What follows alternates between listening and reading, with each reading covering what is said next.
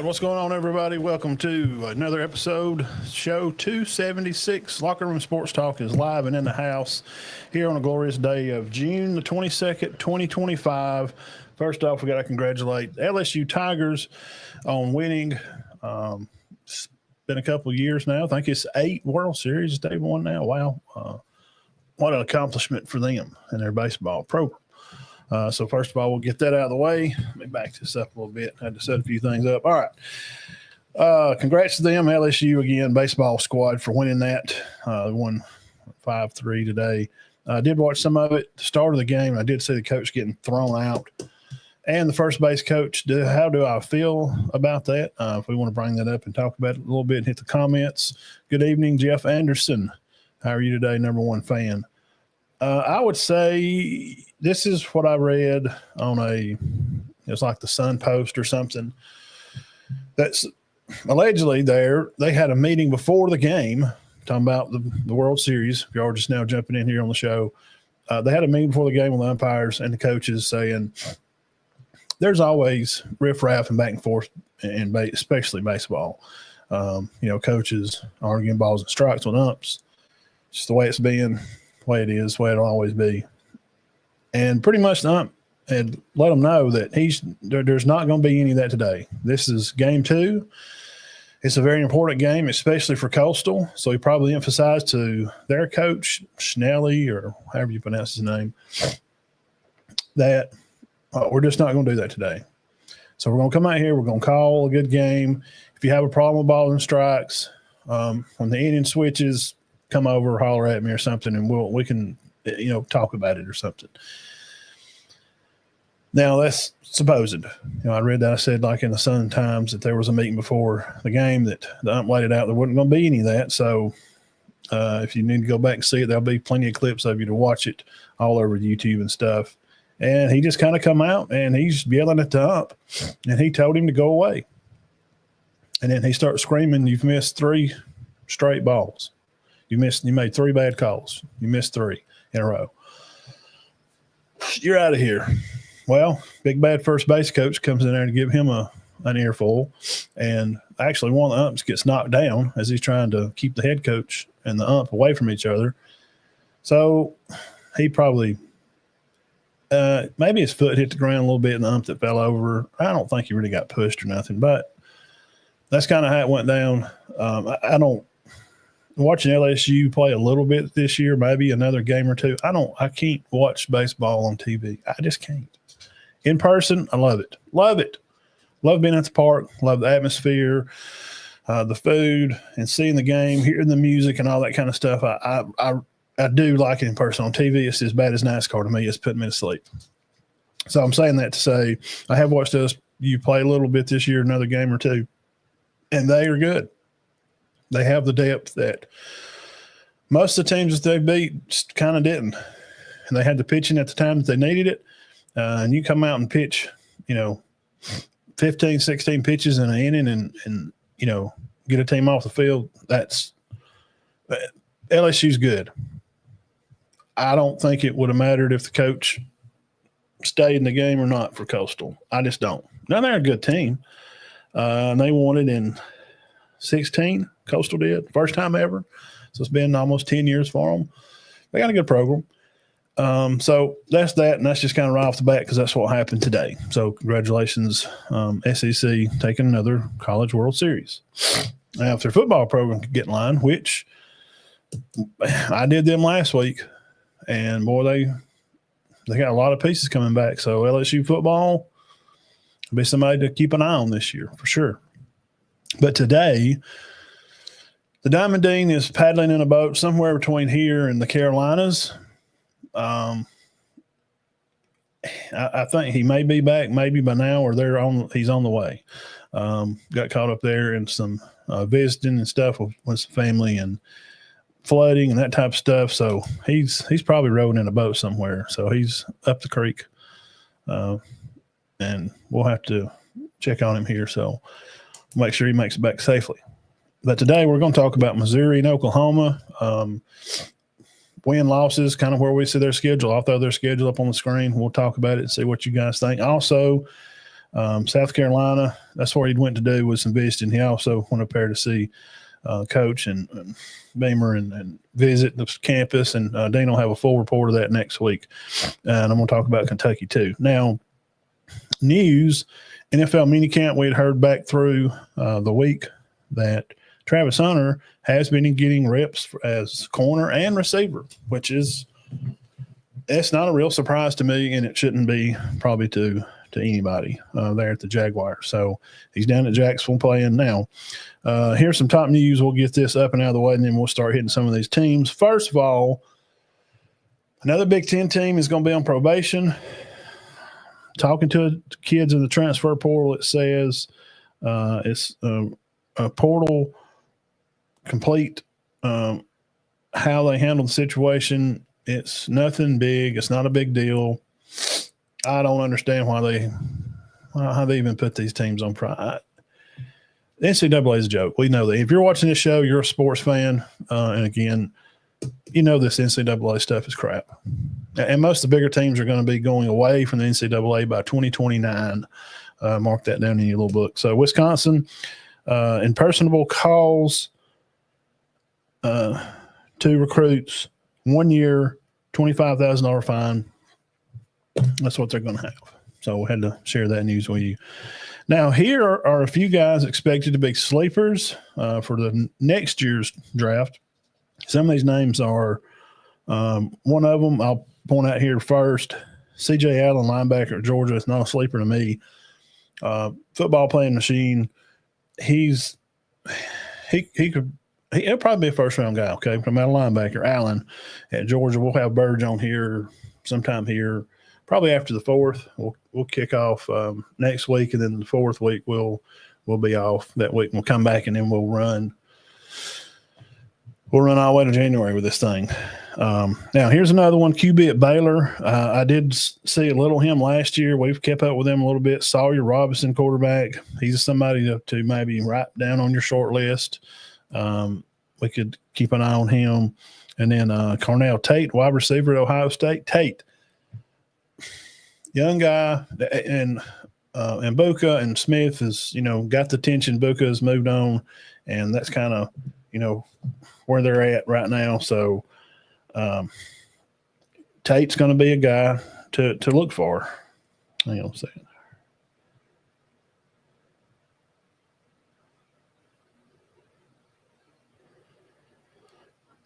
Okay. Make sure this is working.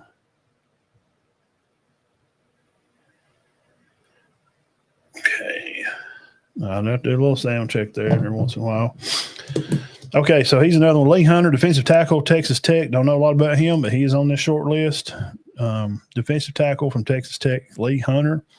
Jack Enderize, he's a tight end from Texas, Endries, a tight end at Texas. And Texas is picked to be one of the premier programs, and they're going to win the whole thing. They're winning it all this year. Their talk, this Texas talk to me is nearly like Notre Dame. I'm just saying, it's just nearly like Notre Dame to me. You hear a lot of talk, but I mean, what have they really done? Now Notre Dame did go play, and they had a great season last year, but until Sark can just really prove something and get out there and win the games he needs to win, and we'll look at their schedule probably in the next week or two. We'll start getting into the Georgias, Alabama, Texas, LSU. I didn't know the LSU. Texas has got no more talk from Texas. We got to jump on here, and they got to do it. Okay. Again, here's C.J. Allen, again, linebacker, Georgia. Keep on. These are sleepers for 2026 draft. So people keep on this year. Indiana player, the quarterback, Mendoza. I'm not an NFL analyst by no means. I've seen one on TV. I don't claim to be one, but this Mendoza guy, he's supposed to be, we've seen what he could do. They've won a lot of games, but just as Indiana, you can put a check there, right there with Texas too. Their schedule was terrible. Very easy. Now, here's the good thing. Well, I'll spend about 10 seconds on this and we'll move on to some schedules. The thing with these easier schedules and how these things are laid out and what it's going to eventually run to is just playing your conference teams. Playing an easier schedule does allow you to be healthier when the time comes, to play those big games. But if any guys played or coached, even younger kids in youth football, they're not prepared because we'll revert to Coastal and LSU. Coastal hadn't seen the pitching that LSU has seen through the year. And the same thing can count with this. So these easier schedules that Texas played, Indiana played, it wound up hurting them in the end because they just didn't do real well.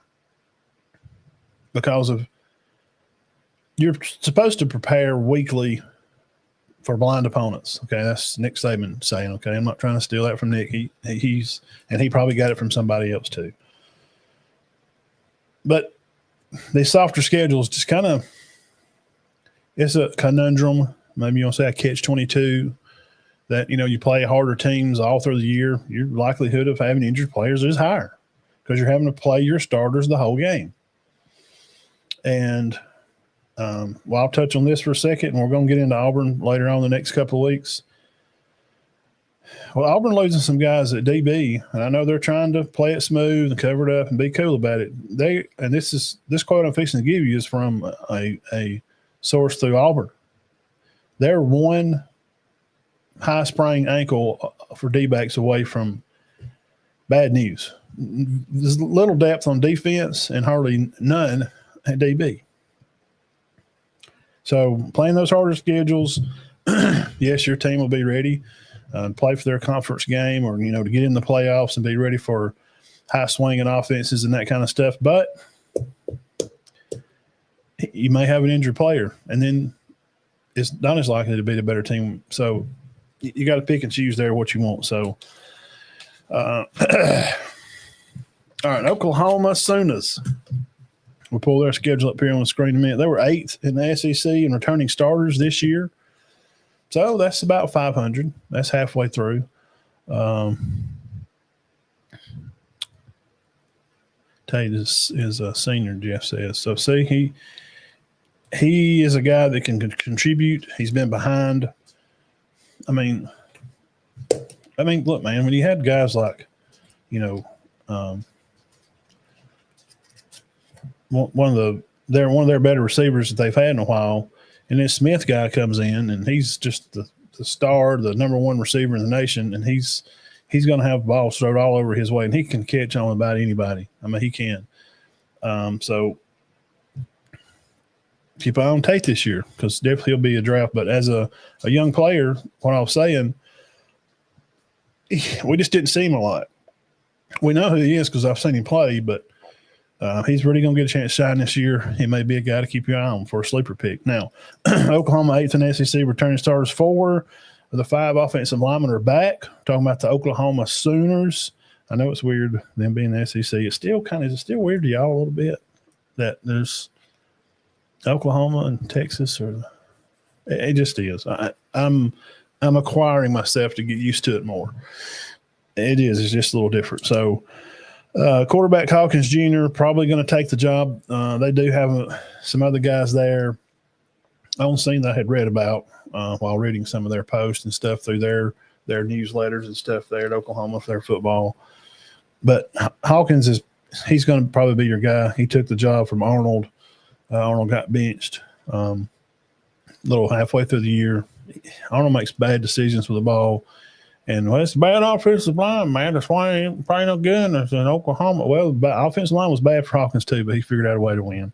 Winners win. And I don't – if the game just seemed too fast to Arnold, these kids that come out of high school, big-time stars and look like they're ready to face the world, and they get to college, and they just don't – but we'll see how he does with a more simplistic RPO style – get out of the hands quick. Hugh is going to try to create one-on-one matchups with his receivers to try to get the ball over the top on some plays, and they're just going to try to run the ball. So we'll see how it works there at Auburn for him. But Hawkins Jr. is going to be a guy. John Mady came in from Washington State. I've seen a little bit of stuff on him. Nothing super impressed by him, really. Offensive coordinator Ben Arbuckle. Arbuckle's been around. Okay, we're talking about Oklahoma. He's definitely got plenty of potential there. All these offensive linemen coming back. They got a good chance at it. Deion Burks is back. Running backs, Ott, Barnes, Robinson, Tatum, and Sawchuk. And if you remember last year, if you're a big-time subscriber of the show, if you're watching on YouTube, subscribe, hit the bell. Most importantly, I mean, they don't cost anything. They don't send you a bunch of alerts to your phone or nothing. If you just hit the thumbs up, if you're passing by this, just hit the thumbs up on the video. That helps us keep this thing rolling and puts it in the algorithm more so people can get some good sports news. We're not doing politics. We're not doing crazy off-topic stuff. We do have a few side stories to go, but, just hit the thumbs up. And on Facebook, share it on your page. Like it, hit the thumbs up on there also. Appreciate it. Defensive now, Mason Thomas, the Halton kid, Kip Lewis, and Spencer Jennings. They should be solid on defense. They got about 60 or 70% of their guys back. A lot of people, other sports people, feel like Oklahoma's defense is going to they're going to trend up. They're going to get better this year. And if the defense is a little better, it takes some pressure off the offense. They don't have to try to score so much because the defense won't be giving up so many points. So they should be okay. Now, only two teams return more starters for Oklahoma, that is. And A&M and Vandy are the only two other teams. They have the most offensive returners in the SEC on offense. I think Alabama has the most on defense. So that's something to look at. Now let's pull this up on the screen right here. And we'll roll through this together. Illinois State, August 30th. Okay. Yeah, it's a good warm-up game. Now, September the 6th, they're going to be in Norman. They're going to play Michigan. Michigan has got probably one of the – I like this kid, man. Their quarterback, I kept up with him through camps and that type of stuff. I know I said this about the Moore kid also that came from up north, and he's at Oregon now. Didn't do too good at UCLA, but this guy's good. He was the number one quarterback coming out. Michigan, this could be an interesting game. There's a lot of first-week games that we're really going to find out. LSU's got Clemson. We're really going to find out some stuff. That game's at 6:30, the 6th. That's Michigan going to Norman, Oklahoma. Now, the 13th, they'll be at Temple. Then the 20th, they'll be back home to play Auburn. Wow, what a game. That's really going to be a good – you don't want to play games in revenge mode. I don't think you play well in revenge and that type thing. I think you need to play the game and focus on every game like it's his own game and not worry about what happened last year. That's going to be a really good September game. I mean, we're talking about the 20th of September. Very interesting. Oklahoma will still be at home that game. The next week they'll play they'll be off the 27th. Then they'll have Kent State October the 4th. At Texas the 11th, tough. At South Carolina the 18th. That could be a tough one right there. The Texas game is going to be at 3:30. They've already got some times on these. Now, South Carolina game is going to be at 12 or 1 Eastern. Probably be an ABC game, I guess. It's at South Carolina. So, and you got Texas the week before at home, which is the Cotton Bowl, Red River rivalry. Thank you. I didn't stumble on that, Jeff. I got it. And you see here the 25th October, getting Halloween weekend, they'll be home to play Ole Miss. And Dean went over Ole Miss last week, and holy crap. Lane's, they're going to win 7 or 8 games, man. I don't know. They're just not looking real good. All right, then they're going to travel up to Knoxville for, I don't know what they're going to do. Tennessee, man, I guess we're just going to have to see them play, see what happens. Then they'll be off again to get ready to go to Alabama. Oklahoma will be at Alabama the 15th. Alabama getting ready for their Iron Bowl showdown within that next week or so there. Alabama's going to be tough defensively. And Hawkins Jr. at Alabama, okay. We don't know a time yet, podcast listener. Sorry, it says 3:30 to 8, so I don't know. Then they're going to have Missouri at home. Then they'll finish with LSU at home. That Missouri game is at 11 o'clock, ABC or ESPN Central Time. So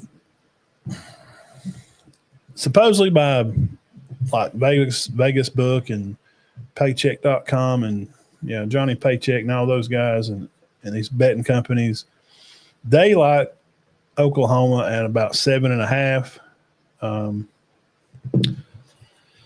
I could probably go along with that. 7.5 or 8. I mean, they're going to start the season off with Michigan. We're going to find out two things in that early game. We're going to find out if the quarterback at Michigan is the real deal. I really like him. I think he's great.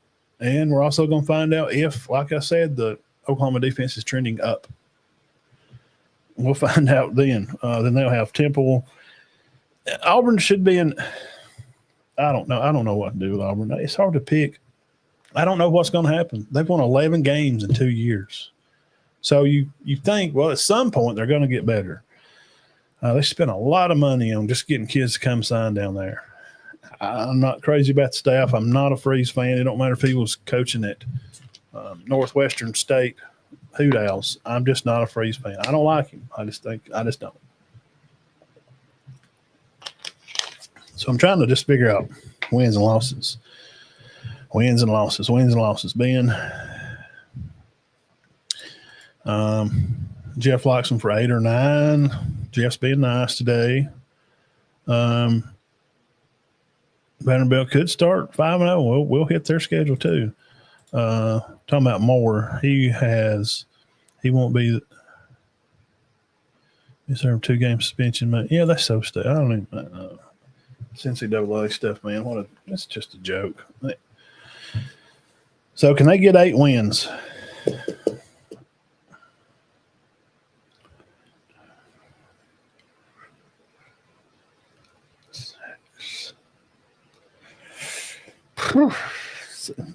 Tennessee and Auburn game for Oklahoma will decide, I think, if they can win 7. I don't see them beating Texas, Bama, or Auburn. The Auburn game is there, so that's kind of in the middle. And they got LSU at home too. Missouri, I'm fixing to do them right now. Let's talk about Missouri. So Oklahoma, 7.5 is probably. I just don't see them. I don't see them beating LSU, period. I don't see them beating Texas, period. I don't see them beating Bama, period. Auburn, I don't know. It's at Oklahoma. You kind of think they could win the home game, And how's Arnold going to handle, coming back to his place, where he was at before. We'll have to see how Freeze handles that. But the first games, man, that Michigan game for Oklahoma's going to tell a lot. Now, Mizzou, Marquez Johnson and Dallin Campbell at linebacker, those are some older guys that are going to be able to fill out the field a little bit. The senior guy, Coleman Jr., Manning, he's a junior. They got 21 transfers in. They had 25 go out. 44% returning for Missouri Tigers for their offense. 58% they brought back on defense. They're going to have a lot of new offensive guys, it looks like, going through their sheet there and reading through some of their news stuff, through some Tiger page stuff, Missouri Tiger stuff. I read through some of the newsletters and try to learn a little bit about their players and stuff and to share some news with you guys. I don't know, man. 5 of the 40 scholarship players are fifth-year guys. 5. 12 players were named to the Senior Bowl, so that tells you 12. That tells you what they had. And we know, Coach Drink, man, he's put together a pretty good program out there. They've been right in there, 9 wins, 10 wins. They've been chugging along pretty well. Sportsbook has them at 7.5. Wide receiver Daniel Blood and Junior. This guy, Ouluglode,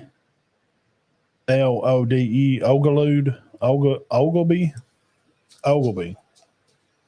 He was from doing a little tappy tap on him. He was the number 1 guy from IMG. So anytime you get a big time pick from IMG Academy, you're going to have a good receiver. And I mean, that's, a prominent school, where their schedule, they play all over the nation. So if you're at IMG and you're number 1, okay, so Missouri's going to have a dude coming in here. Ogleby. B-O-D-E. Yeah, good luck with that.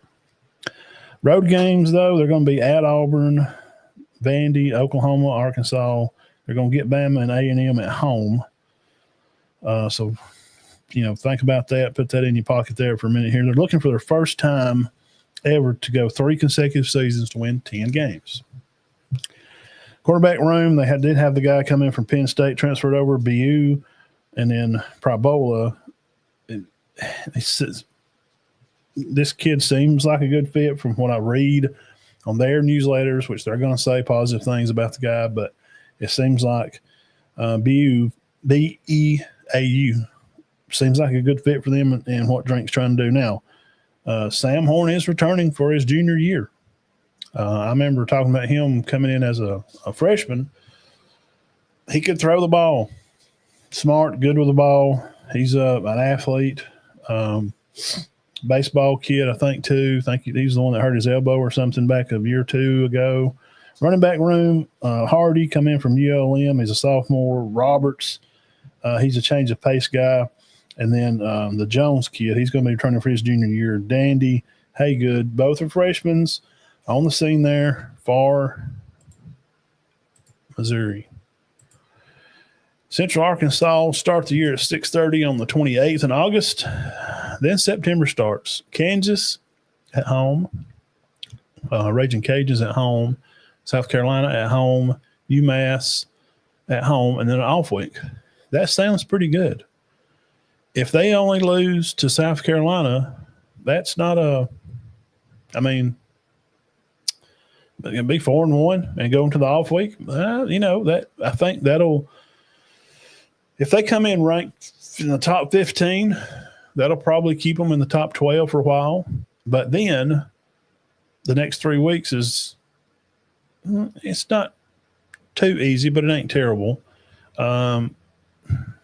Bama will be coming to town. They're going to play at 11 Central. That's on October the 11th, podcast people.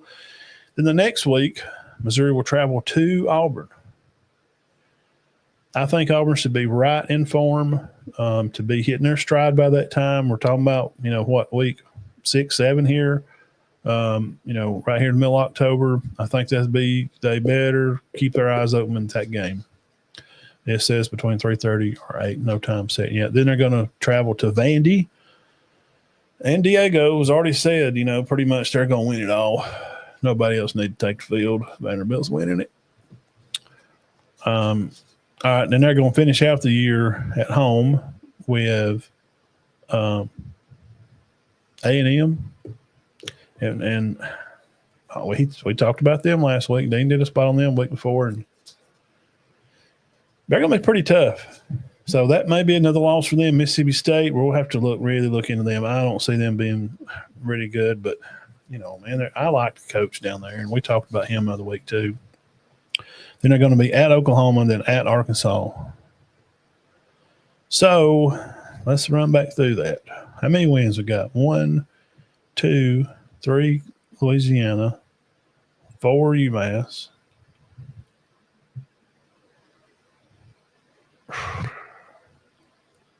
Golly, 5 Mississippi State, 6 Arkansas. Golly, man,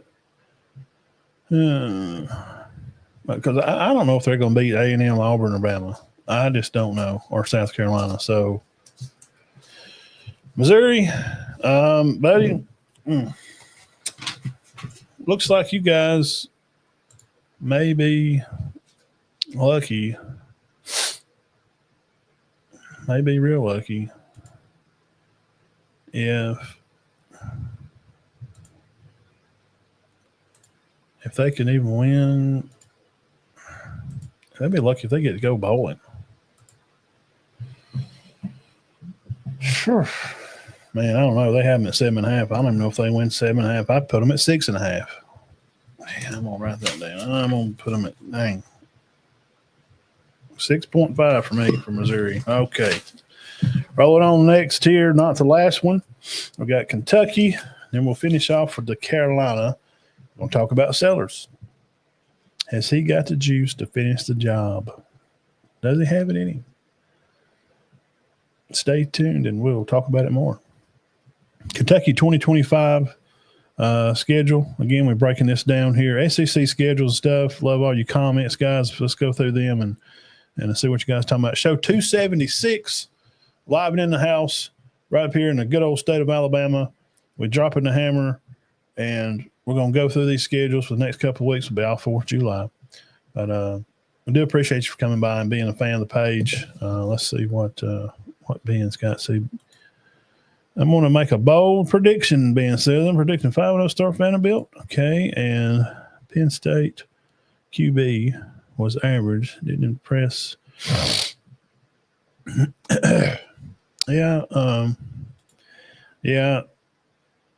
Jeff's got 7 or 8. Jeff, you're being nice today, brother. We appreciate you. Hey, if they can fool around and beat one of those, if they can win one of those, like if they could beat A&M, like probably win a game they probably shouldn't, or Auburn, that could be big for them in Missouri. Now, Kentucky Wildcats.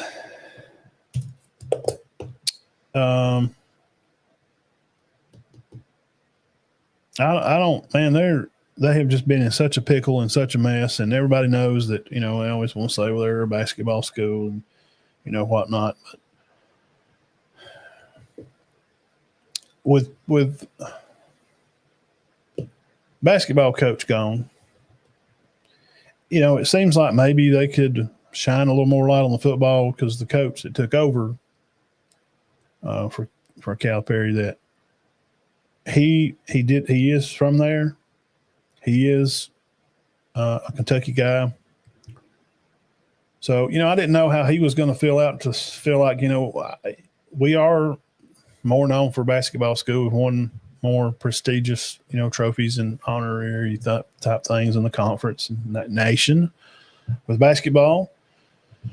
But it seems like, let's see what their record was last year.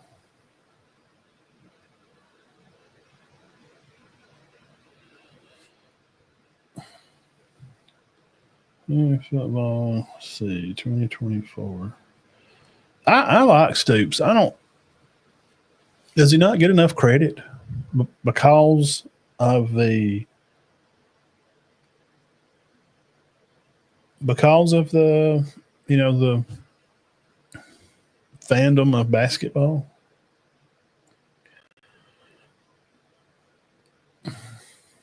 They lost to South Carolina bad. They lost to Georgia, a close one. That was a good game. They lost to Vanderbilt 20-13, and they went on a 4-game skid, man. They lost to Vandy at Florida, lost to Auburn 24-10. That was a good game. And then they lost at Tennessee by 10. They played Texas. It was good for a little while, but Texas just had too much for them. And then Louisville pulled away from them and made them look pretty bad there late in their late game. But 4-8 last year. Oh, boy. So can they improve? Is this Coach Stoops get better. They're gonna be an improved football team. Have 29 players out, graduated, draft, whatever you want to call it. Cutter Bolay is supposed to be this guy, their quarterback. And I had something on him. I read something on him about high school.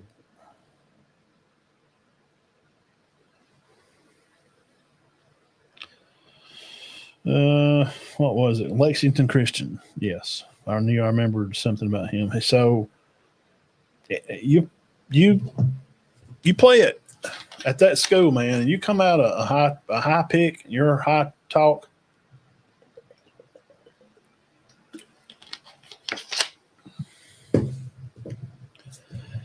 He should be good, but he ain't even old enough to drink yet. This is just going to be one of them years for them, and I mean, here's some good part though. Okay, it's not real good. Will Cox, Patterson, and Mazzell running back room is going to be okay. Their center and their Burton and their right guard Foreman, Wood at tackle are all back, so that gives you a little bit of feel good to know that some of your offensive linemen are back. Defensively, they do have some DBs back: Hardaway, DJ Wallace Jr., and then Bryant Lovett, the safety. So they may have enough experience in some of these games we're fixing to look at here. And can Kentucky go bowling? Let's just pull it up here and look at it.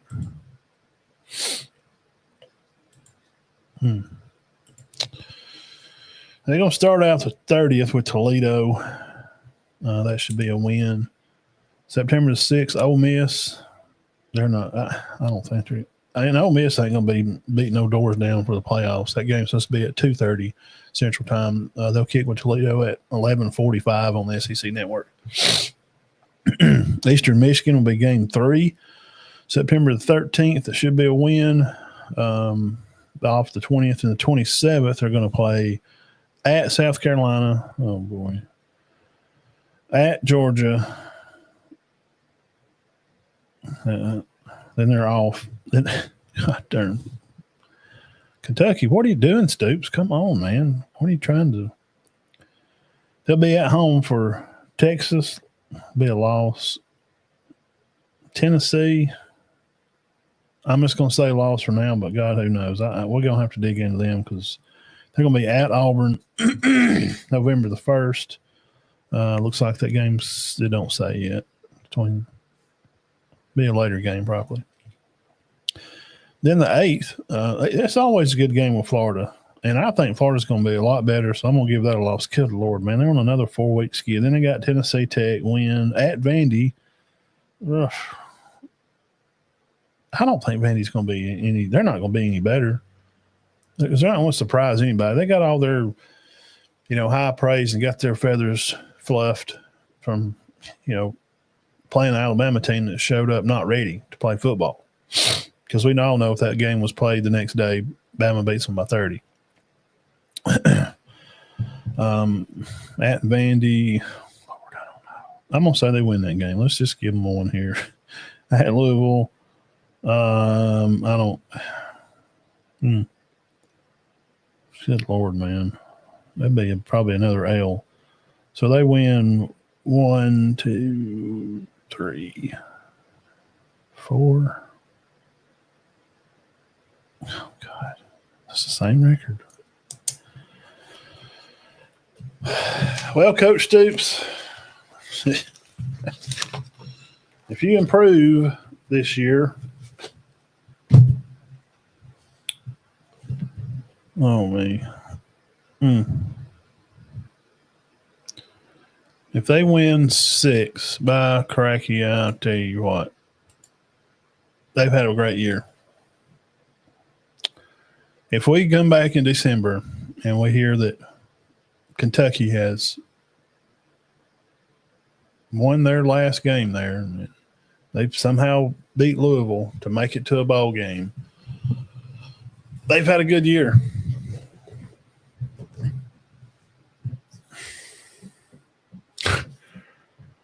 Oh boy! So Kentucky, Ole Miss, Mississippi State,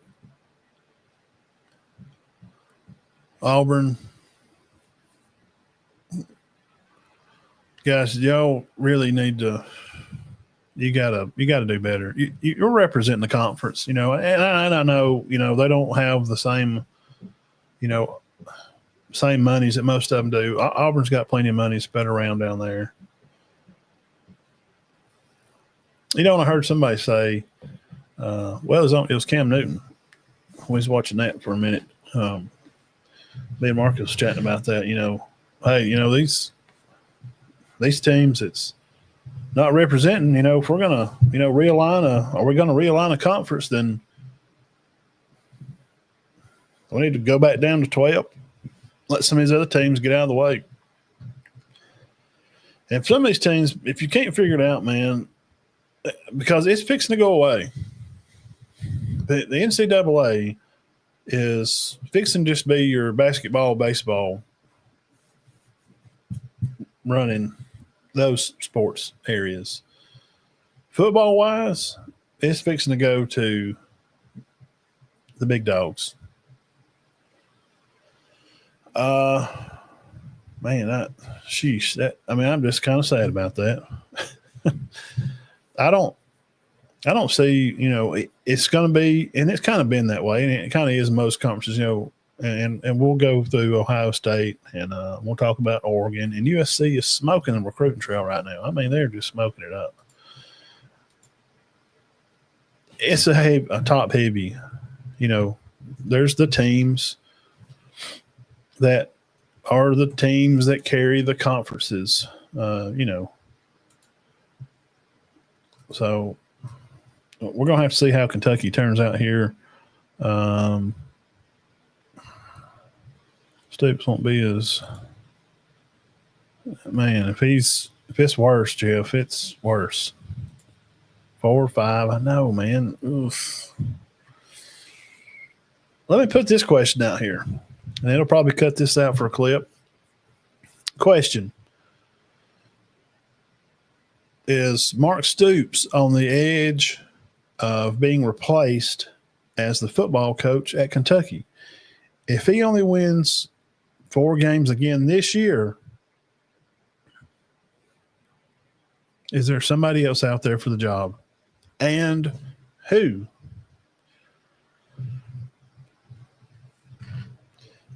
Who would you maybe pick for that job? Usually you pick up some coordinators from one of the better teams. So, I mean, where do you go shop at?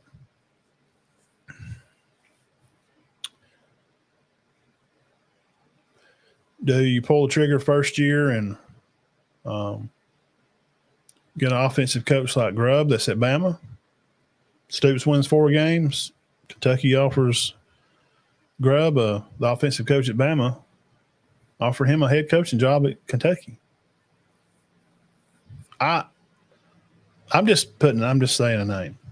I personally probably wouldn't see that happening, just knowing his kind of rambling around on Twitter and stuff. What did I do? And his lifestyle and family and that type of stuff. I don't think that would fit him in that way. What do? Do you grab up one of the coordinators from LSU or, we talked about Arbuckle, and he's a good coach. At Oklahoma, you pull the trigger on a guy like him to go to Kentucky. I'm just saying, if Kentucky only wins 4 again, man, at some point, he's just been let out of the pressure because of them being a basketball school, has let off some of that pressure because of them being that a basketball school. Well, he don't get good recruits, and they are kind of known for basketball. I'm being the president, of Kentucky sports. Well, do we put a bunch of money in it and see if we can kind of get it going, get the football team going? I don't know, do you? What do you do with Kentucky? 4 games? God, you're being like, you're turning into Vanderbilt. Vanderbilt seems to be trending up. Jeff says, as in basketball, Kentucky has been, they do have deep pockets for that. He has ample time to prove himself. He has, not just he has ample, but he has had ample time.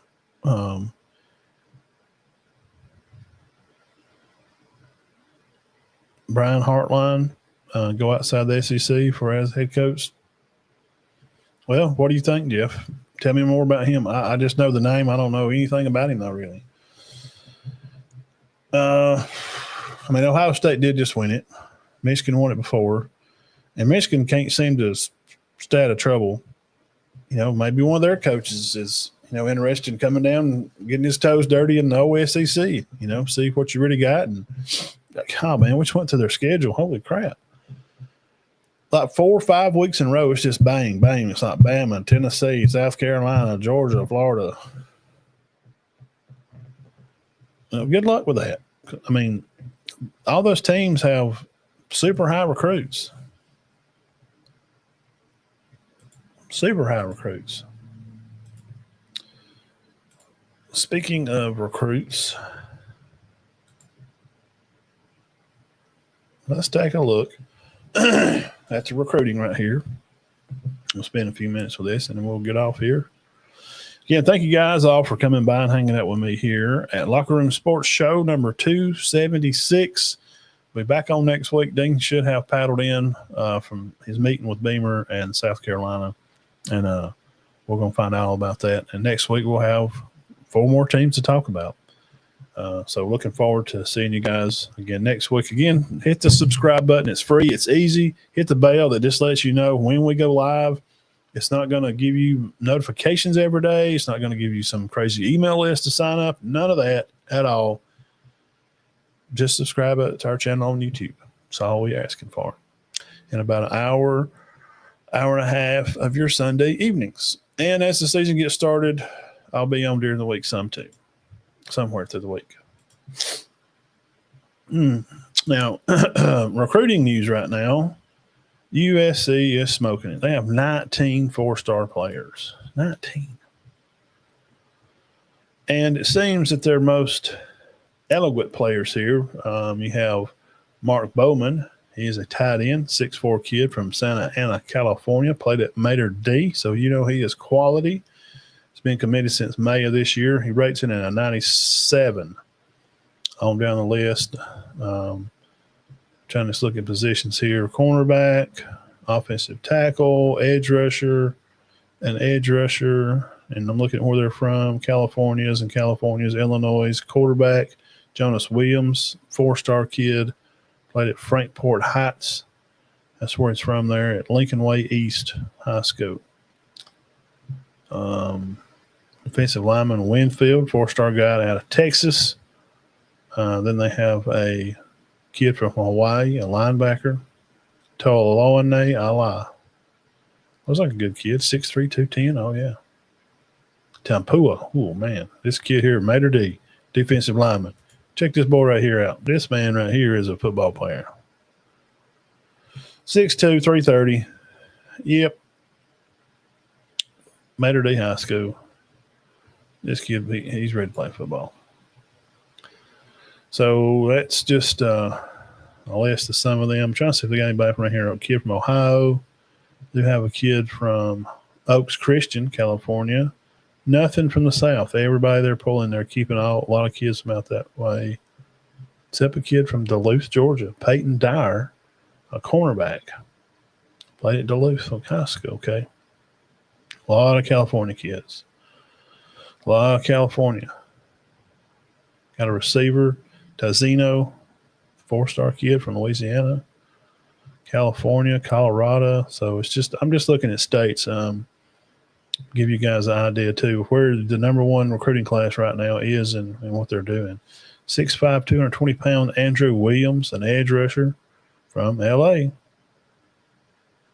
God, they got a lot of players, man. A lot of all California kids. They have just one kid from Georgia. Right, A&M's at 2. They got 16 players. 1 5-star. Notre Dame 1 5-star. Also with 16 players. Ohio State at 5 with 2 5-stars. Ohio State players. Jeff will do this for Jeff. They're from California. The Chris Henry Jr. wide receiver, 5-star kid coming out. Number 4 in the state of California. Number 23 in the nation. 30th ranked safety in the nation from Louisiana. Played at the Catholic school there in Baton Rouge. Then they're going to have a linebacker kid from Ohio. Got a receiver, Dixon White, 4-star kid from California. Offensive tackle, big kid, 6'7", 315. Jeff, he's from Archbishop Hoban, 4-star kid. He's number 4 in the state, top 100 in the nation. Simon Caldwell, a safety. Max Riley, a linebacker. These guys are from in-state. There's one from New Jersey. In-state.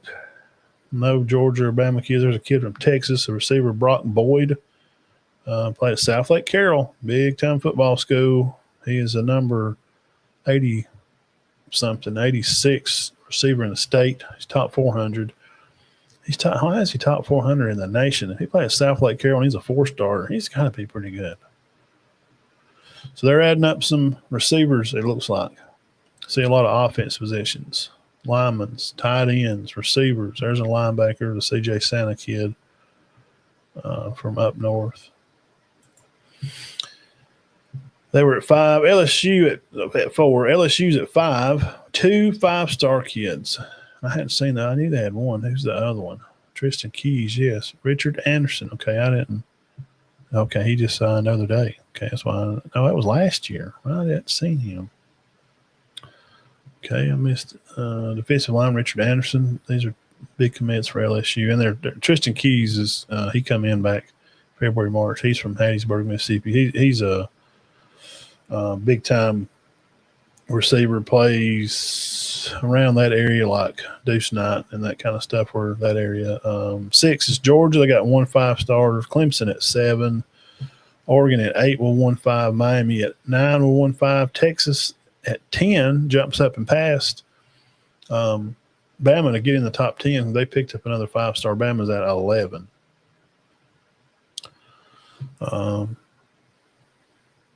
This kid right here, Richard Wesley, edge rusher kids from Sierra Canyon, and they are a good football team. I've read about top high schools in the nation. Sierra Canyon, 6'4", 250, 4-star. He may finish as a 5. He is top 25 in the nation, number 5 in the state for his position.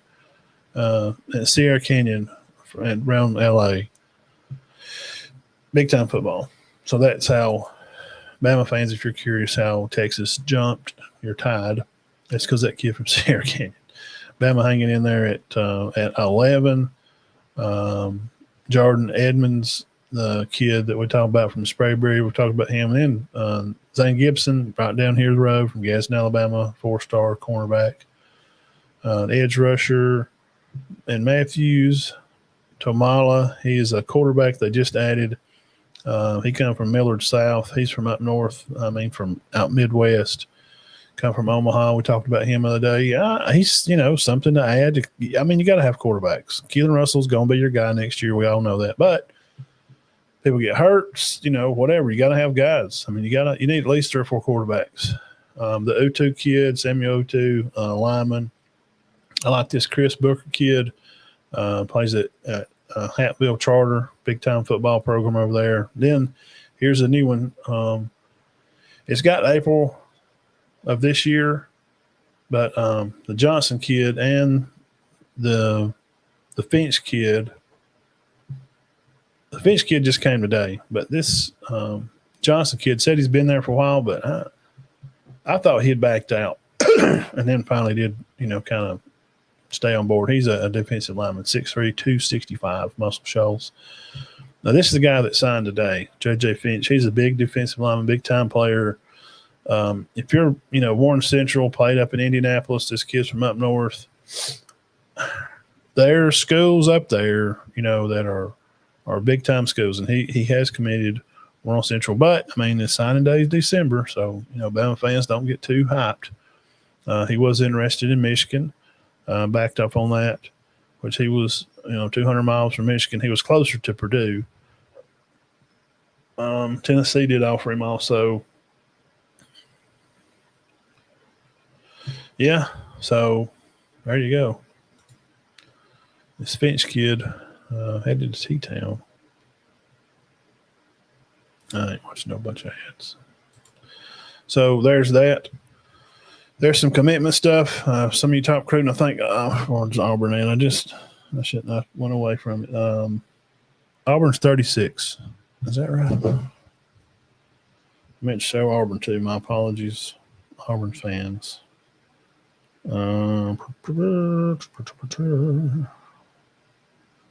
46. Auburn has 3 4-stars and 3 3-stars, total of 6 players.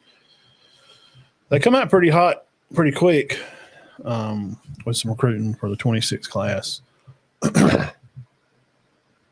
But it's a marathon. It's not a sprint. So we will talk about more about some recruiting next week. Keep your eyes on the page. And I always put news and stuff up every day, have stuff going up on the page. And we'll talk about some more schedules. Come back next week and we'll write them all down and get our idea how the conference is going to be. And then once we go through these next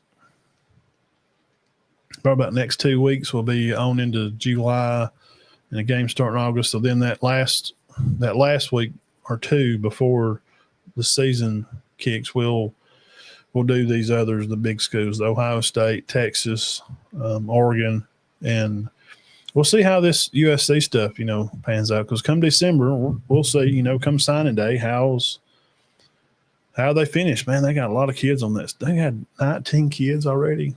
That's a lot. Auburn's got 6. Got 19 kids committed, but you got to wait till signing day. High premium program. So in 3 years, Penn State will compete for. I've heard somebody else say that. I think it was Josh Pate. He was pretty high on Penn State. The high school preview program. We're not doing it this year. I'm not hosting it'll be talking about the media day. It will be July the 26th. That'll be the last Saturday of July. I'm not heading up anymore. Me and Dean smoked it for 5 years. Printed shirts, set it all up. I loved all of it. Still, of course, love our county and the kids and coaches. And things change and life changes a little bit. And we need to hand it off and pass it down the field and let somebody else run with it and continue that, because we want it to continue. And we're going to focus on this just like we always have been doing college and stuff. And but now when season gets started, of course, we'll have scores on the screen and we'll talk about stuff. And I'm sure I'll more than likely be there at the media day, and I'll probably set the phone up and do some live bits probably from there, because their media stuff is down right now. They may have it fixed by then, but as of right now, they don't. So it won't be live on Easy Street, but I'll try to get my phone. Like I always try to come up with some way to help to put it out there. So, yeah, Easy Street Media Day is handing it off. Center, Alabama, right down here in the middle of town, Easy Street restaurant. It'll be that day. Probably start at 12. Start at lunch and bring the coaches, and they all usually bring up. I try to, let them bring all the seniors that they can. There's a lot, and I ain't gonna say, oh, you can't have a forward bar guide and it's 4. That's all the kids you can bring on. I don't really care. I just want them to be happy and have a good time. If one school has 8 seniors and one has 3, then bring them all up there. I don't care. It's about them. It's not about me, or it's not no silly rules of, and everybody's always got along with it. And because we want all the, the seniors especially to be able to catch some light. And I always have a, pretty good crowd. But it's time to hand it off, let somebody else run with that torch. And I carry it on. And so that's that. So next week we'll come back. Guys, thank you for coming by and hanging out, and we'll be back. And we'll see what is in store still for college football. We do know that things have moved along for high school, that if you do transfer, you're going to have to wait a year. How is that going to translate to college, and will it? Those are things that I would like to talk about. Those are things that I'd like to know more about and figure out. Because I think that's the way that it should be.